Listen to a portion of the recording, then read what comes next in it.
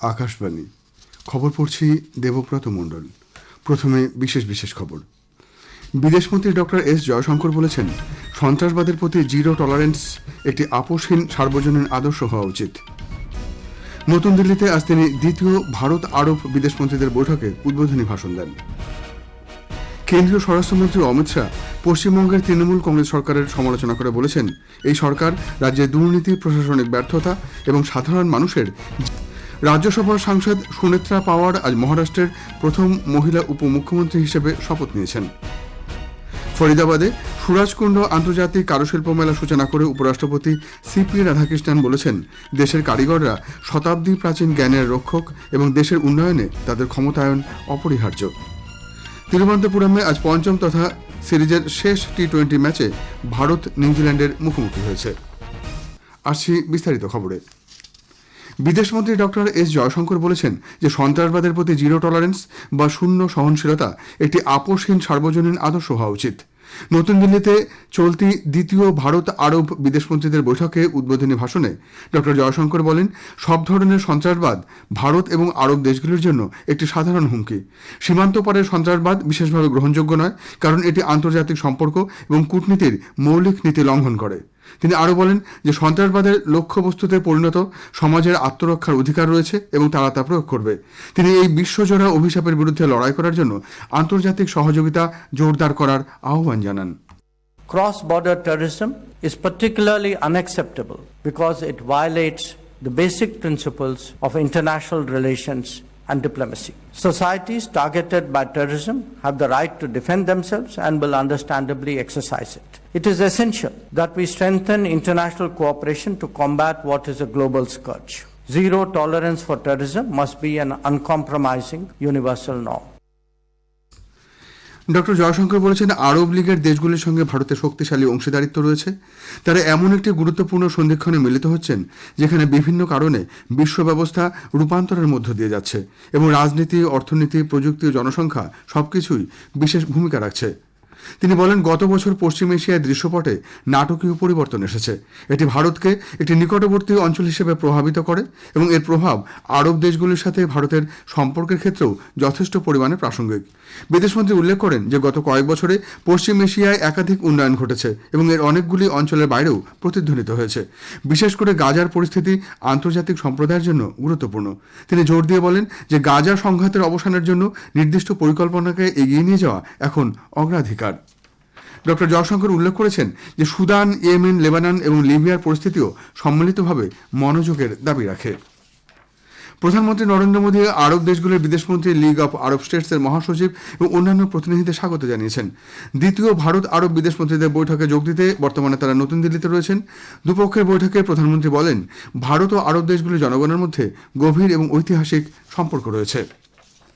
কেন্দ্রীয় স্বরাষ্ট্রমন্ত্রী তথা বরিষ্ঠ বিজেপি নেতা অমিত শাহ বলেছেন, পশ্চিমবঙ্গের তৃণমূল কংগ্রেস সরকার দুর্নীতি, প্রশাসনিক ব্যর্থতা এবং সাধারণ মানুষের জীবনহানির জন্য দায়ী। আনন্দপুরে অগ্নিকাণ্ডে প্রাণহানির ঘটনায় গভীর শোক প্রকাশ করে শ্রী শাহ বলেন, এই আগুন কোনো দুর্ঘটনা নয়, বরং প্রাতিষ্ঠানিক দুর্নীতি এবং তৃণমূল কংগ্রেস সরকারের সার্বিক গাফিলতির ফল। মোমো কারখানার মালিককে এখনও কেন গ্রেপ্তার করা হয়নি সে প্রশ্নও তোলেন তিনি। পশ্চিমবঙ্গে শাসক দলের সমালোচনা করে শ্রী শাহ বলেন, দুর্ঘটনার পর মুখ্যমন্ত্রীর প্রতিক্রিয়া আসতে 32 ঘন্টা সময় লেগেছে, যা লজ্জাজনক। ममता जी को कहने आया हूं, पर्दा डालना है तो डालो। अप्रैल के बाद भाजपा सरकार आएगी और अग्निकांड के आरोपियों को चुन चुन कर हम जहर की सलाखों के पीछे। तो हर तरह से बंगाल में एडमिनिस्ट्रेशन समाप्त हो गया। ये 2026 का साल टीएमसी को टाटा बाय बाय कहने का साल है। রাজ্যে দুর্নীতির বিরুদ্ধে তীব্র প্রতিক্রিয়া ব্যক্ত করে শ্রী শাহ এসএসসি, শিক্ষা, পুরনিয়োগ, গরু পাচার, রেশন, এমজিএনআরআইজিএ এবং প্রধানমন্ত্রী আবাস যোজনার মতো একাধিক কেলেঙ্কারির কথা উল্লেখ করেছেন। তিনি অভিযোগ করেছেন, বাংলায় দুর্নীতি সব সীমা ছাড়িয়ে গেছে। বহু তৃণমূল নেতা ইতিমধ্যেই জেলে গিয়েছেন। এদিনের সভায় উপস্থিত ছিলেন রাজ্য বিজেপি সভাপতি শ্রমিক ভট্টাচার্য, বিরোধী দলনেতা শুভেন্দু অধিকারী, কেন্দ্রীয় মন্ত্রী শান্তনু ঠাকুর প্রমুখ। ব্যারাকপুরের সভা শেষে শিলিগুড়িতে গোসাইপুর ময়দানে এক কর্মী সভাতে যোগ দিয়ে দেশে অনুপ্রবেশের ঘটনা নিয়েও উদ্বেগ প্রকাশ করে শ্রী শাহ একে জাতীয় নিরাপত্তার ক্ষেত্রে বিপদ বলে উল্লেখ করেছেন। এ প্রসঙ্গে তিনি সীমান্তে বিএসএফকে জমি দেবার জন্য রাজ্যকে কলকাতা হাইকোর্টের নির্দেশের কথাও উল্লেখ করেন। পশ্চিমবঙ্গের দক্ষিণ 24 পরগনার নাজিরাবাদে গুদামে অগ্নিকাণ্ডে 27 জনের মৃত্যুর প্রেক্ষিতে বিজেপি পশ্চিমবঙ্গ সরকারের তীব্র সমালোচনা করেছে। নতুন দিল্লিতে আজ এক সাংবাদিক সম্মেলনে বিজেপির মুখপাত্র গুরুপ্রকাশ পাসওয়ান অভিযোগ করেন, এটি সম্পূর্ণরূপে মনুষ্য সৃষ্ট বিপর্যয়। মোমো কোম্পানির গুদামের মালিককে পশ্চিমবঙ্গের মুখ্যমন্ত্রী মমতা ব্যানার্জি আড়াল করার চেষ্টা করছেন বলেও তার দাবি। খবর শুনছেন আকাশবাণী থেকে।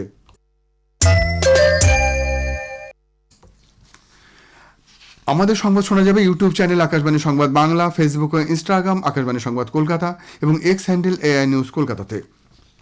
রাজ্যসভার সাংসদ সুনেত্রা পাওয়ার আজ মহারাষ্ট্রের উপমুখ্যমন্ত্রী হিসেবে শপথ নিয়েছেন। 62 বছরের সুনেত্রা রাজ্যের প্রথম মহিলা উপমুখ্যমন্ত্রী। এ সপ্তাহের শুরুতে বিমান দুর্ঘটনায় তার স্বামী এবং মহারাষ্ট্রের উপমুখ্যমন্ত্রী অজিত পাওয়ারের আকস্মিক মৃত্যুর পর এই সিদ্ধান্ত নেওয়া হয়। এর আগে দক্ষিণ মুম্বাইয়ের বিধান ভবন কমপ্লেক্সে প্রয়াত অজিত পাওয়ারের কার্যালয়ে অনুষ্ঠিত দলের বিধায়কদের বৈঠকে সর্বসম্মতিক্রমে শ্রীমতী পাওয়ারকে নেত্রী নির্বাচিত করা হয়। সুনেত্রা পাওয়ারের নাম প্রস্তাব করেন এনসিপির বরিষ্ঠ নেতা দিলীপ ওয়ালসে পাতিল এবং সমর্থন করেন খাদ্য ও অসামরিক সরবরাহ মন্ত্রী ছাগন ভুজবল। মহারাষ্ট্রের প্রথম মহিলা উপমুখ্যমন্ত্রী হওয়ার জন্য সুনেত্রা পাওয়ারকে অভিনন্দন জানিয়েছেন প্রধানমন্ত্রী নরেন্দ্র মোদী। উপরাষ্ট্রপতি সিপি রাধাকৃষ্ণন হরিয়ানার ফরিদাবাদের সুরাজকুণ্ডে আজ 39তম সুরাজকুণ্ড আন্তর্জাতিক কারুশিল্প মেলা 2026-এর উদ্বোধন করেছেন। অনুষ্ঠানে শ্রী রাধাকৃষ্ণন মেলা সাথী অ্যাপটির সূচনা করেন। অনুষ্ঠানে বক্তব্য রাখতে গিয়ে শ্রী রাধাকৃষ্ণন বলেন, দেশের কারিগররা শতাব্দী প্রাচীন জ্ঞানের রক্ষক এবং একটি শক্তিশালী অন্তর্ভুক্তিমূলক ও টেকসই অর্থনীতি গড়ে তোলার জন্য তাদের ক্ষমতায়ন অপরিহার্য। প্রধানমন্ত্রী নরেন্দ্র মোদীর দূরদর্শী নেতৃত্বে ভারতের সাংস্কৃতিক ঐতিহ্য এবং ঐতিহ্যবাহী হস্তশিল্প ক্ষেত্র জাতীয় নবজাগরণের কেন্দ্রবিন্দুতে স্থান পেয়েছে। উপরাষ্ট্রপতি আরও বলেন যে প্রধানমন্ত্রী বিশ্বকর্মা কৌশল সম্মান যোজনার মতো উদ্যোগগুলি কারিগরদের সহায়তা, দক্ষতা উন্নয়ন এবং অর্থনৈতিক ক্ষমতা প্রদান করছে। Uttar Pradesh, the heartland of Bharat, is a cradle of ancient civilization and artistic mastery. From the unique Jardoji of Lucknow, world-renowned Banarasi silk, the bracewear of Moradabad, chinkari embroidery, Uttar Pradesh showcases a legacy where craftsmanship meets refined mind. These traditions are just crafts, and we never think it is just a craft. They are the stories woven in silk, etched in metal, and integrated with the history of this great nation. অর্থমন্ত্রী নির্মলা সীতারামন আগামীকাল লোকসভায় কেন্দ্রীয় budget পেশ করবেন। লোকসভার বাজেটের একটি প্রতিলিপি রাজ্যসভায় রাখা হবে। 2019-এ দায়িত্ব পাওয়ার পর এটি হবে শ্রীমতী সীতারামনের নবম বাজেট। অন্যদিকে মোদী সরকারের তৃতীয় মেয়াদের তৃতীয় বাজেট এটি।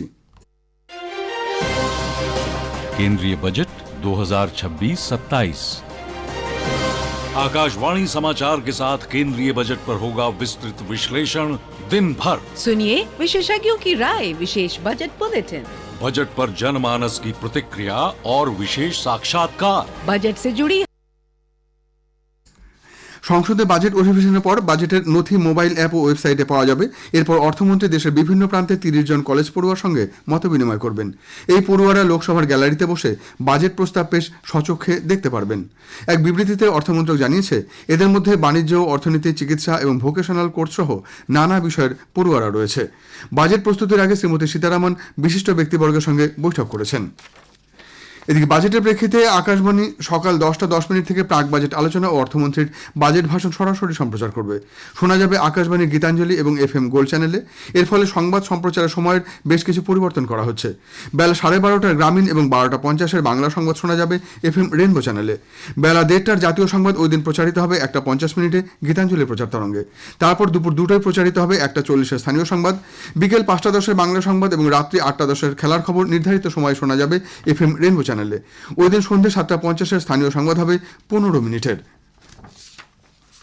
তিরুবনন্তপুরমের গ্রিনফিল্ড স্টেডিয়ামে আজ পঞ্চম তথা শেষ টি20 ম্যাচে ভারত নিউজিল্যান্ডের মুখোমুখি হয়েছে। টসে জিতে ভারত প্রথমে ব্যাটিং নিয়েছে। শেষ পাওয়া খবরে জানা গেছে ভারত 5 ওভারে 2 উইকেটে 48 রান করেছে। অস্ট্রেলিয়ান ওপেন টেনিসে মহিলাদের সিঙ্গলস খেতাব জিতেছেন এলিনা রেবাকিনা। আজ ফাইনালে তিনি 6-4, 4-6, 6-4 ব্যবধানে হারালেন শীর্ষ বাছাই বেলারুশের এরিনা সাবালেঙ্কাকে। এটি রিবাকিনার প্রথম অস্ট্রেলিয়ান ওপেন এবং দ্বিতীয় গ্র্যান্ড স্লাম খেতাব। এদিকে পুরুষদের ডাবলসে ষষ্ঠ বাছাই মার্কিন ব্রিটিশ জুটি ক্রিশ্চিয়ান হ্যারিসন এবং নীল স্কুপস্কি খেতাব জিতেছেন। শেষ করার আগে বিশেষ খবর আরেকবার। বিদেশমন্ত্রী ডক্টর এস জয়শঙ্কর বলেছেন যে সন্ত্রাসবাদের প্রতি জিরো টলারেন্স একটি আপোষহীন সার্বজনীন আদর্শ হওয়া উচিত। কেন্দ্রীয় স্বরাষ্ট্রমন্ত্রী অমিত শাহ পশ্চিমবঙ্গের তৃণমূল কংগ্রেস সরকারের সমালোচনা করে বলেছেন, এই সরকার রাজ্যের দুর্নীতি, প্রশাসনিক ব্যর্থতা এবং সাধারণ মানুষের জীবনহানির জন্য দায়ী। খবর এখনকার মতো এই পর্যন্ত। এর পরের খবর 7:50 মিনিটে।